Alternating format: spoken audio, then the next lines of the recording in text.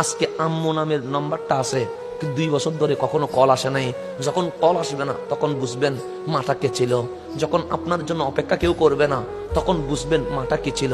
যখন আপনার জন্য কেউ চোখের পানি ফেলবে না তখন বুঝবেন মাটা কি ছিল। আমি আপনাকে বুঝাইতে পারবো না, কেন জানেন? কারণ আপনার মা এখনো আছে। যদি না থাকতো তাহলে বুঝতেন মা না থাকাটা কত বড় বিপদ। আমি হারাইছি, আমি বুঝি মা না থাকাটা কতটুকু আপনার জন্য কষ্টের হয়। আজকে আমার কাছে সামর্থ্য আছে আমার মাকে একটা শাড়ি কিনে দেওয়ার, আমার কাছে সামর্থ্য আছে আমার মাকে একটা গোল্ডেনের চেন কিনে দেওয়ার, কিন্তু আমার মা নাই। আমার মা আফসোস করা তারা কিছু আছে, কবরে দাঁড়ায় শুধু রব্বির হামহুমা কামা রব্বায়ানি সাগীরা।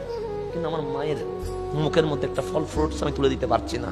2টা বছর চলে গেছে, আচ্ছা আমার মা নাই, কিন্তু আপনি বুঝবেন সেদিন। আপনি মনে মনে বললেন আমি তাহাজ্জুদের নামাজ পড়ব, এখনো ঘুমান নাই, রাত্রে উঠেন নাই, মাত্র কি করছেন?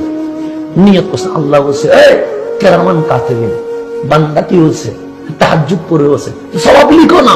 সে এখনো নিয়ত করেছে কিন্তু আমল তো করে নাই। আমল করে নাই তো কি হয়েছে? নিয়ত যখন করেছে সওয়াবটা লিখে দাও। কেমন ভালোবাসে দেখছেন নি? আবার আপনি মনে মনে বললেন ডাকাতি করুন, কি বলছেন? আল্লাহ কেরামান কাতিবিন, মাওলা কি বলছে শুনছনি? কি বলছে? ডাকাতি করে বসে গুনাহ লিখি। আল্লাহ কেন লিখবি? নিয়ত তো করছে, নিয়ত করছে, ডাকাতি তো করে নাই। দেখেন আল্লাহ সিস্টেম করছে কি নিয়ত, কিন্তু এখনো কি করে নাই। তাহলে আল্লাহ কেমন করে বান্দারে রক্ষা করতে চাই দেখলেন নি? আবার গুনাহ করলেন, একটা গুনাহ কয়টা হবে? একটা, 10টা হবে না। তাহলে আমরা আমল করি কয়টা? সওয়াব মিলে কয়টা? মওলা আমার কাছে নামাজ নাই। আল্লাহ বলে কি আছে? আমি বললাম সিনেমা আছে। আমি কি সিনেমা দেখলে রাজি হই? আমি বললাম না। কে রাজি হয়? আমি বললাম ইবলিস রাজি হয়। মাওলা আমার রাতে কোনো সিজদা নাই। আল্লাহ বলে কি আছে? ওই খেলাটা আছে।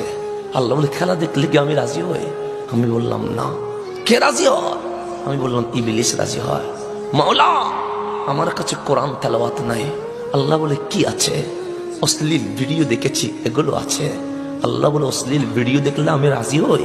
আমি বললাম না। কে রাজি হয়? আমি বললাম ইবলিস রাজি হয়। আমি ডাক দিয়ে বললাম মাওলা আমার কাছে জেনা, বেবিচার, ইফটিজিং, মাদক আছে।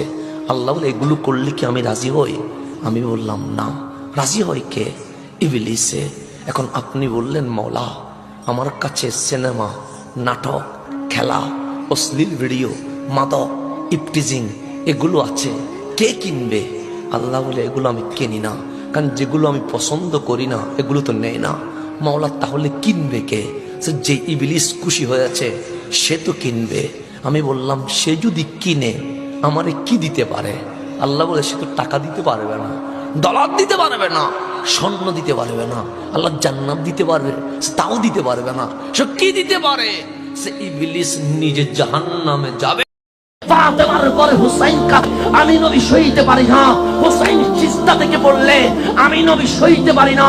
কিন্তু আমাকে জিজ্ঞেস করছো কারবালার জমিনে গোড়া থেকে পড়ার পরে আমি কেমনে মেনে নিলাম? তুমি জিজ্ঞেস করছো পল্লমের পর পল্লম যখন আমার হুসাইনকে আঘাত করেছে আমি কেমনে মেনে নিলাম? তুমি জিজ্ঞেস করছো হুসাইনকে যখন তরবারির আঘাতে স্রোতের মতো রক্ত বের হয়েছে আমি কেমনে সহ্য করলাম? তুমি জিজ্ঞেস করছো সীমার যখন বুকে উঠে গিয়েছিল মুস্তাফা কেমনে সহ্য করেছিল? তুমি জিজ্ঞেস করছো যখন গর্দান দুবাক করেছে আমি কেমনে সহ্য করলাম? মুস্তাফা উত্তর দে উম্মত, শোন শোন, হুসাইনের কারবালার জমিনের কষ্ট এই কারণে বুকে চাপা দিয়েছি তোদের মতো গুনাহগার উম্মতকে হুসাইনের রক্তের বিনিময়ে জান্নাতে নিয়ে যাব।